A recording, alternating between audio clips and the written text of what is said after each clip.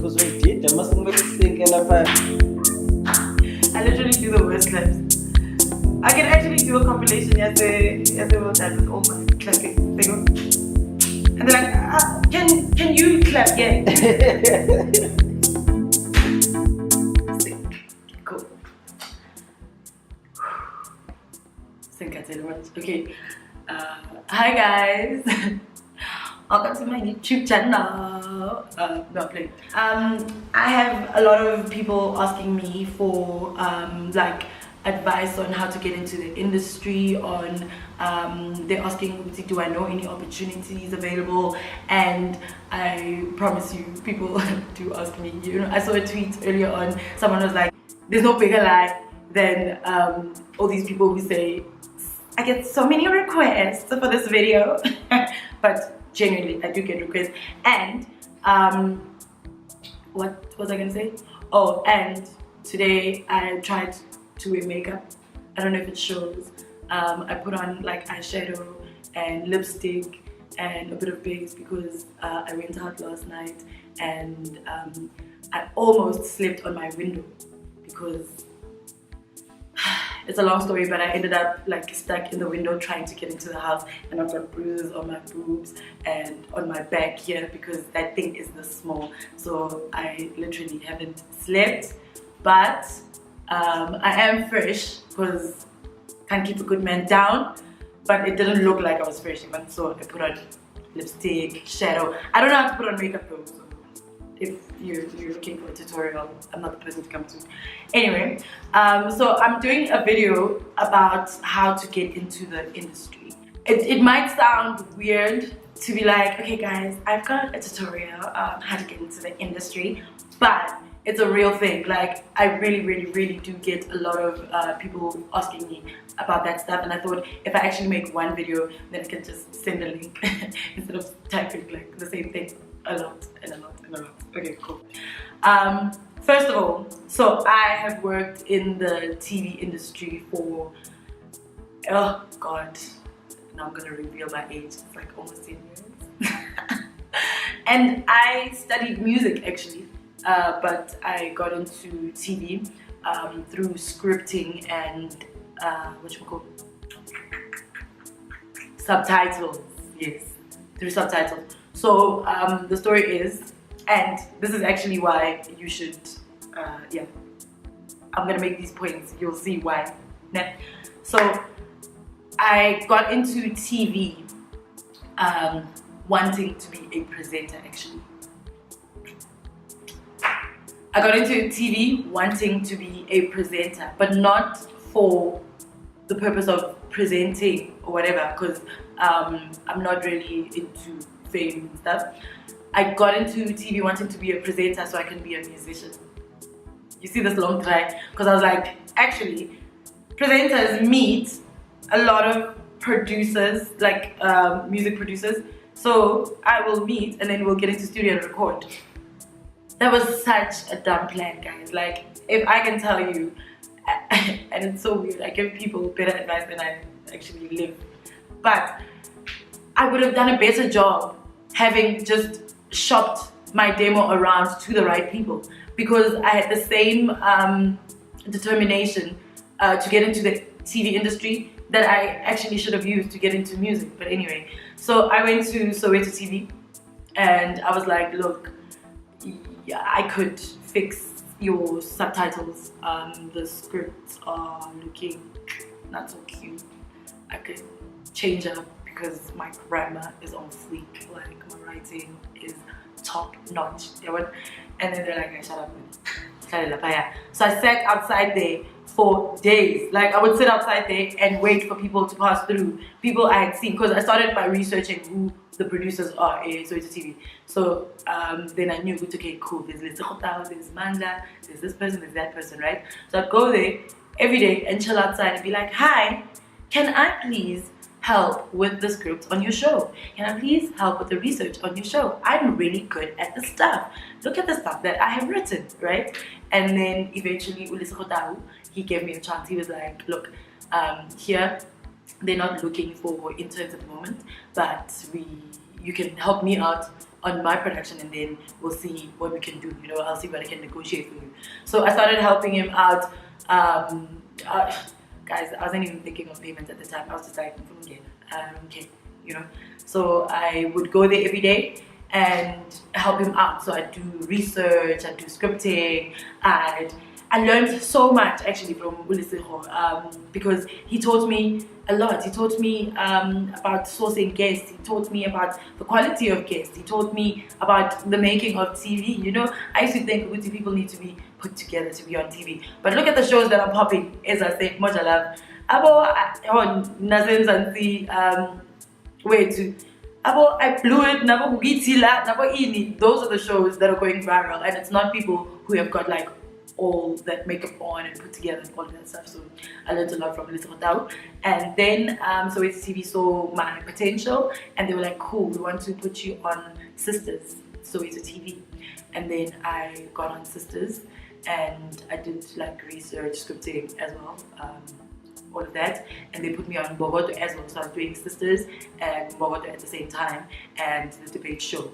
And then after a while, actually after a year, I got given Sisters to produce myself. And then I started producing my own show at 21, and then I changed the face of the show, guys. Like, yeah, I don't know, you must ask people I work with. Like, I'm a dreamer, and then I go, oh my god, I want this, it would look so cute if we did this. And then if somebody goes, no, you can't do it, I'm like, yes, I can, we can, and we will. And we will. So yes, I mean, so that has been my thing. So it's TV. I was like, I don't like these graphics. I want this to change. I want this to change. So I was busy dreaming, and they're like, no, Ayana, we can't. I was like, we can. Somebody must make it happen. We can. So I changed the face of the show, and guess what happened afterwards? Guess who got 4 sponsors for her show? Boom, bitch, me. Yes. Okay. So my stubborn is for a purpose. So anyway, after that, then I was like, okay, cool, it's great to be a big fish in a small pond. I want to see how I would fare in the rest of the world, you know, the rest of the industry. So I left Soweto TV to see how the industry would receive me, and I got into 10 over 10, and then I got into Stargist, and then I did Yayah'S Diary, and then, oh my god, what did I do? Oh, okay, so these are the big productions. I've done like a whole lot of other small projects as well. So yeah, that's been me. Oh, and then I did BT Buzz and BT A-List, and then recently I did TIA on BT, and Love in Your Language on Comedy Central, and now I'm doing my favorite hashtags on E-Extra. It starts on the 2nd of March. So, okay, so if you're watching after the 2nd of March, it started on the 2nd of March. So yeah, I've actually come full circle, come to think of it. I'm doing a talk show again. I'm doing a talk show again. It's my favorite thing. And it's got 4 presenters, and we're talking women issues. Oh, guys, I'm home. This is literally where I was destined to be. Anyway, so yeah, I'm going to take a long try, because you know, I said I wanted to be a musician, but guess what I did? I went all the way around, and then I ended up not being a musician. So that brings me to my first point. I've got my laptop here. Please don't be weirded out by the fact that I keep looking down.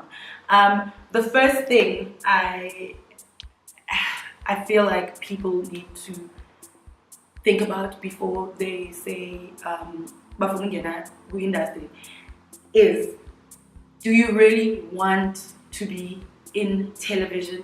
And what do you want to do in television? So I'm gonna refer to TV a lot, because I haven't done film. So it's like film and TV industry, but I'm gonna say TV a lot, because that's where I operate, right? Those are my spaces. You have to want to get into television, and you have to know what you want to do in television, because it's the most depressing industry. If it's not the politics, it's the hours. If it's not the hours, it's the rates. And if you just want to get in for the glamour of it, for like, oh my god, I want to put on my camera on Instagram, it's popping, you know, it looks so good. The hours that those people work who carry cameras, the amount of equipment they carry, the bullshit they go through negotiating contracts, their rates, getting their worth in the industry is a lot. So you can't go in if you're just into the glamour of it all. You have to actually be passionate about it, because it's the passion that'll see you through a lot of the bullshit. Because it is rewarding when you see your creativity come out as a product, but the journey to get that product is really stressful.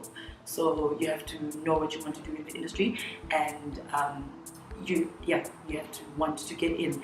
Also, please guys, don't do this thing. And yes, it's after kids a lot. After those kids. Don't get in behind the scenes if you want to get in front of the scenes. So if you want to be a presenter or an actress, or God, I don't know what, if you just want to be on TV, don't start behind the scenes, because there's a lot of work behind the scenes.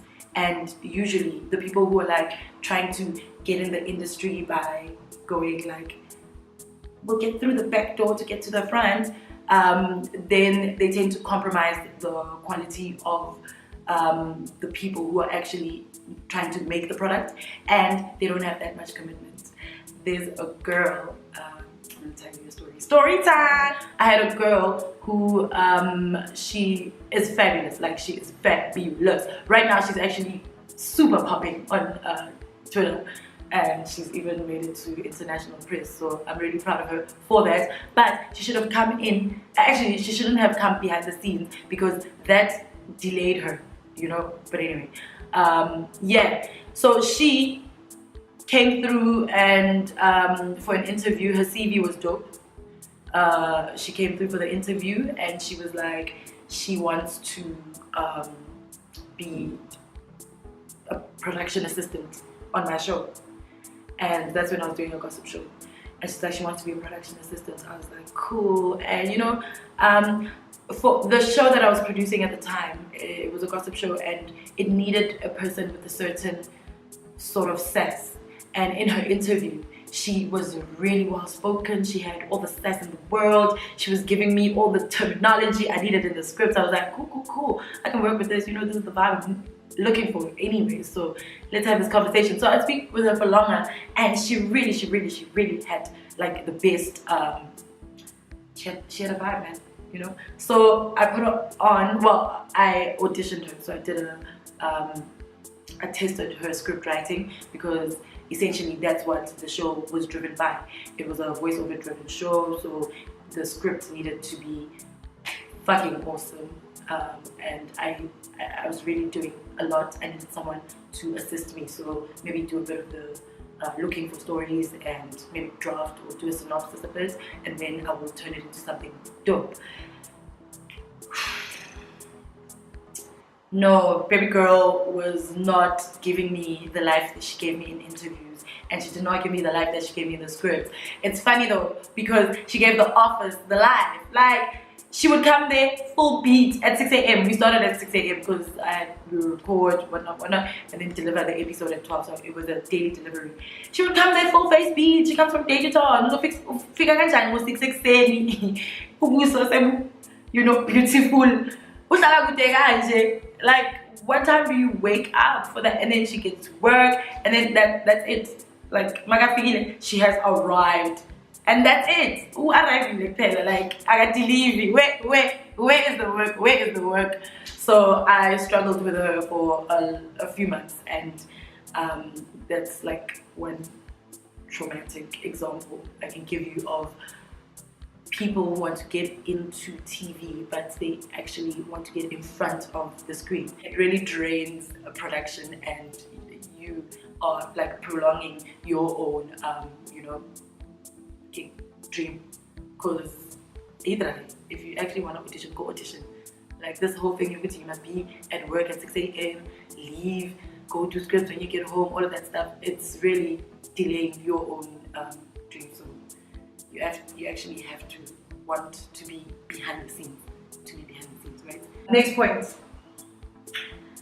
Accept that however you get into the industry, you will start at entry level.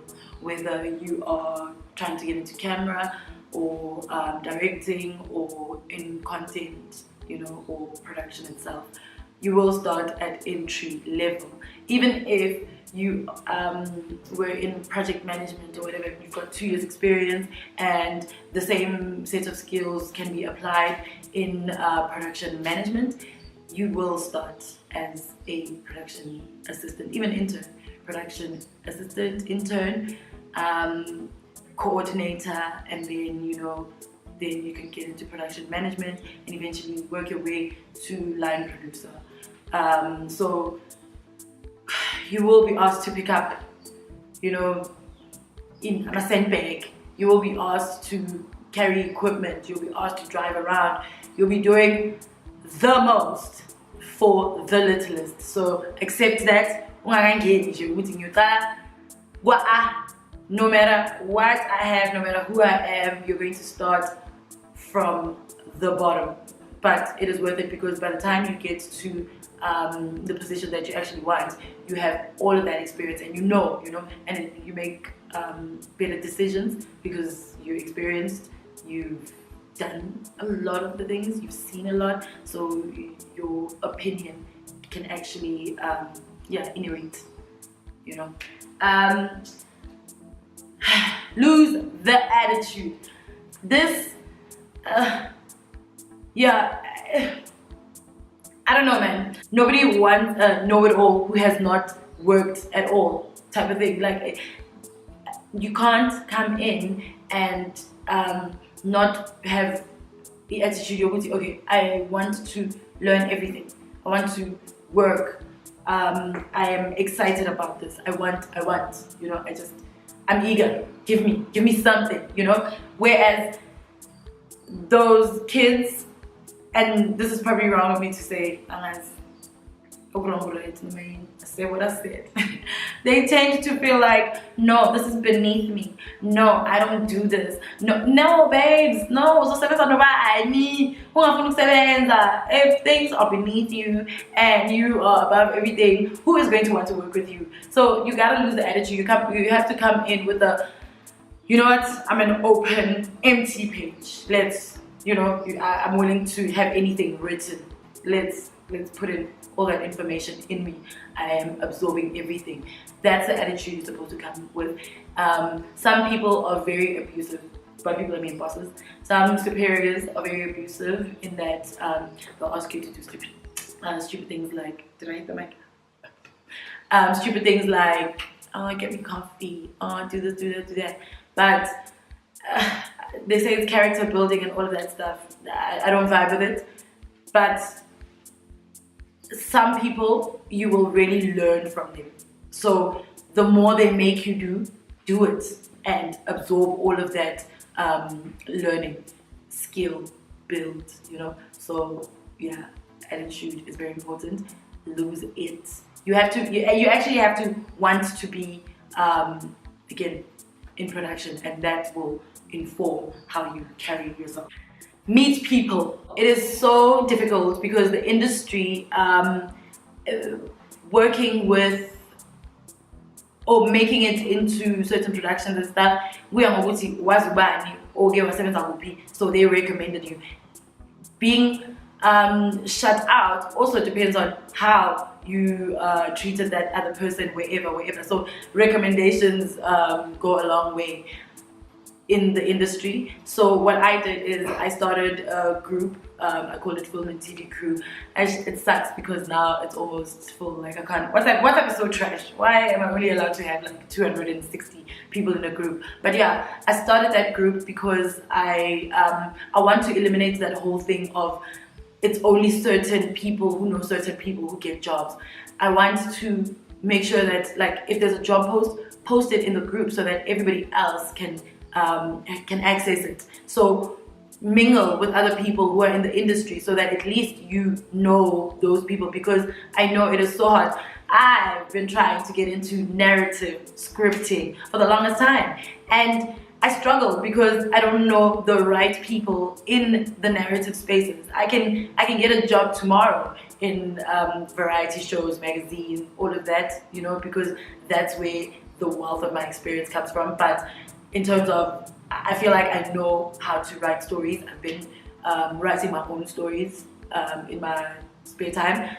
That I haven't met the right people who will look at my script and say, okay, cool, come write for, the river.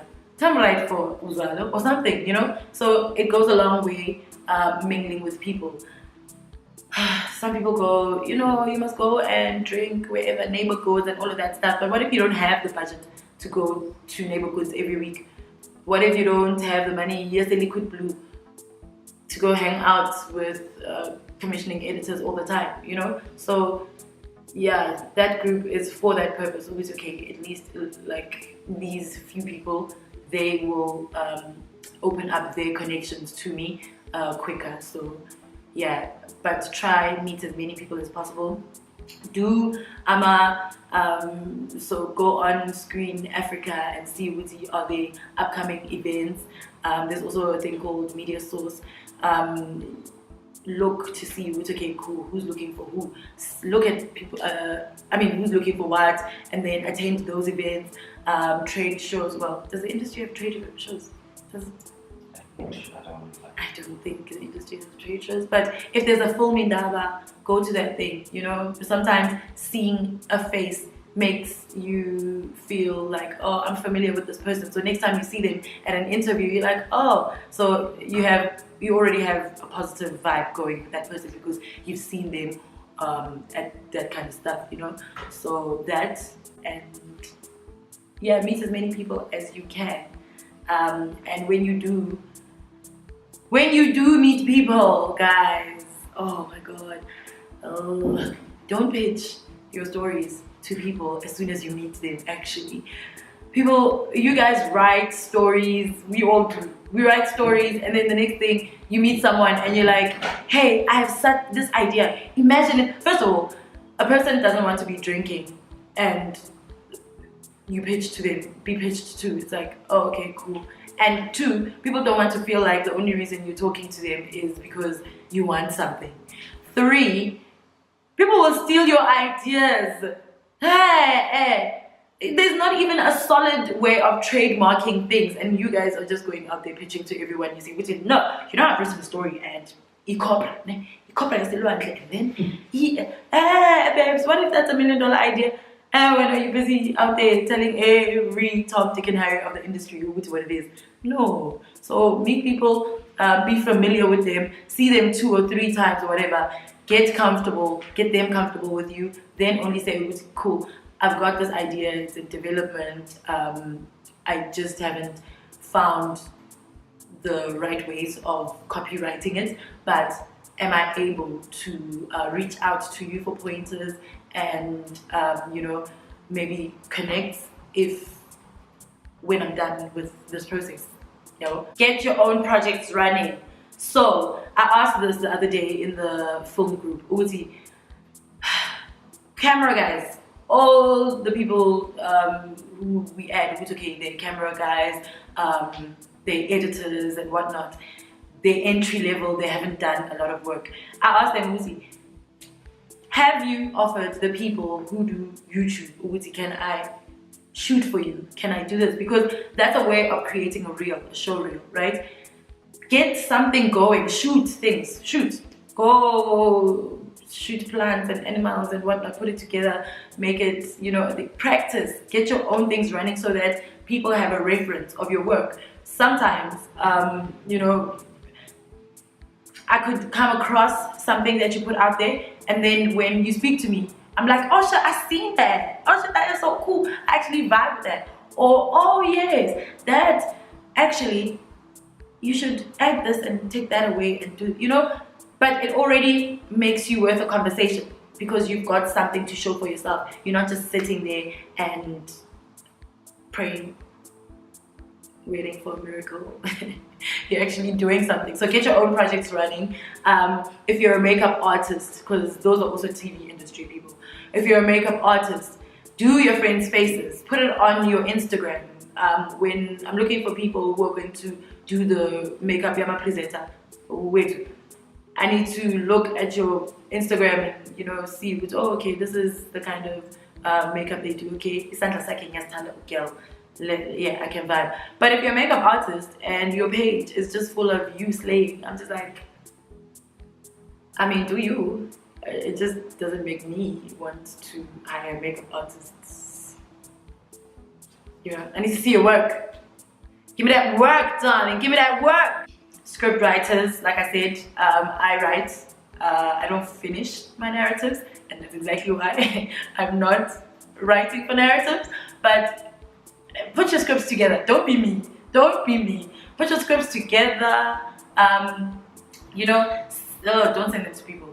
There's that copywriting issue again. Put your script together. Tell people who do you have those scripts. When they do ask for a sample of your work, make sure it's something that you are using as an example. It's not the idea that you feel like, wow, this is my winner. This is the one that's going to make me rich. So what I do is I ask for the last episode of every show. Like right now, I'm doing my own The Imposter. So I'll say, okay, cool. What season are you guys on? You're on season 3. Okay, cool. I will write season 4. In that way, I didn't come up with The Imposter anyway. You know, it wasn't my idea. So when I write my version of what season 4 episode 1 is going to be, it's something that I can lose if they do steal, but at least if they steal it, then I know, I am worth the time, and I did do something great because, you know, they picked it up. But they will also know, shit, that bitch, she did that. We can actually work with her. We would like to have, and in fact, let's not be negative. What if they don't steal it and they say, Uzi, actually, Jesus, come through, man. You came with the fees, hey? So, yeah, come work with us. So, yeah, get your own projects running and then get yourself out there. 5, make a dope CV. So, I will speak on the writing side, like putting the documents together side, and then I will bring, because he knows the technical side, like I will editing and I will show reel and all of that stuff. So I know what it looks like. I know what I would like to see when I consider someone who's going to show reel. So I want to give you guys advice on how to put it together, what to use when you don't have all the resources, but you need to put something together. So start CV, right? Part 1. The ones that have been super attractive to me, again, so I'm a writer, so I look for the smallest things. You won't believe some of the things that annoy me, but I try not to be an asshole about things, né? But if the spacing between your letters is off, or not spacing between your letters, or let's say you're making bullet points, right? And the one, they're not aligned. So one will start here, and then the next one will start there. I'm like, it's stupid, but it's small things that can. So I know, I'm aware, those are the things that irritate me. Then when I look at CVs, I go, and it's not about you, it's about what this person could be good at. So then I look at the whole CV and whatnot, the skill, all of that, right? It goes a long way though to make it as perfect as possible. And the ones that I have been the most attracted to are these new designed CVs. I've even created one for like my cousins and all of those people, because people look at those ones first now. They don't look at the one year word PDF. So I use Canva. That is what I use to design. I make a lot of my shit there. I even do my invoices there. My YouTube header is that. My Twitter header. Oh, I changed my Twitter one. Is that. But most importantly, resumes, CVs, bios. So I did a bit of PR for a few personalities. I would create their bios on Canva, right? Woo! I will show you Canva. You have to take a bit of time, get to know the site, because you can't just type things and whatnot. You have to spend, savings, but if you've got time, you must play around with it until you're comfortable with it. But you have to make your CV like really dope. It has to be attractive. you can use Canva, Adobe Spark, and Google Sheets. I've not used Adobe Spark and Google Sheets, so I can't say much. Do you want to come say? Okay. Okay. We'll talk about Google Sheets and Adobe Spark. Yeah, because anyway, he has to come through. He has to come through and talk about editing software and all of that other stuff. So